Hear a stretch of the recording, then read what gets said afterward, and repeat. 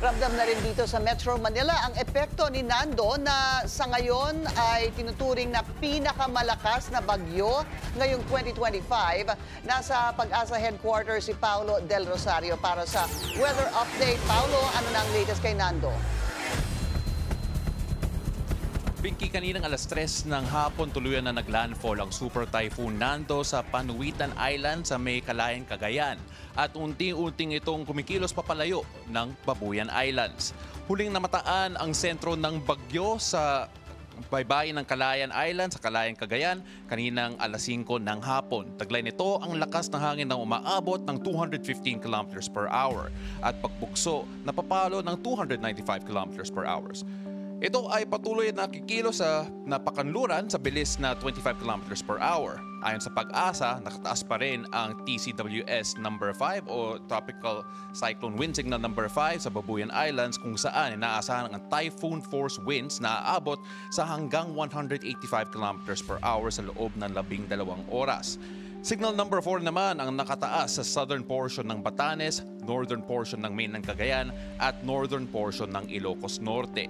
Samantala, nakataas naman ang signal number 3 sa natitirang bahagi ng Batanes, central portion ng mainland Cagayan, northern at central portions ng Apayao at natitirang bahagi ng Ilocos Norte. Sakop ng signal number 2 ang natitirang bahagi ng mainland Cagayan, Isabela, Rest of Apayao, Abra, Kalinga, Mountain Province, Ifugao, northern portion ng Benguet at northeastern portion ng Nueva Vizcaya, Ilocos Sur, northern portion ng La Union as well. Nasa signal number 1 naman ang nakataas sa Quirino, rest of Nueva Vizcaya, rest of Benguet, rest of La Union, Pangasinan, Aurora, Nueva Ecija, Bulacan, Tarlac, Pampanga, Zambales, northern portion ng Quezon kabilang ang Polillo Islands. Ayon sa forecast track ng Pag-asa, inaasahan lalabas ang Philippine Area of Responsibility itong bagyong Nando bukas ng umaga. Bukod sa Super Typhoon Nando, panibagong sama ng panahon ang binabantayan ng Pag-asa. Ito ay huling namataan sa layong 1,480 kilometers east ng northeast ng Mindanao. Ayon kay Pag-asa Weather Specialist John Manalo, kahit malayo pa ito sa kalupaan ay makakaapekto ito sa silangang bahagi ng Visayas at Southern Luzon sa mga susunod na araw. Bukas ay inaasahang papasok ng LPA na ito sa Philippine Air Responsibility. Sa mga susunod na araw ay posible na tumaas ang potensyal nito na maging isang bagyo na may pangalan Bagyong Opong.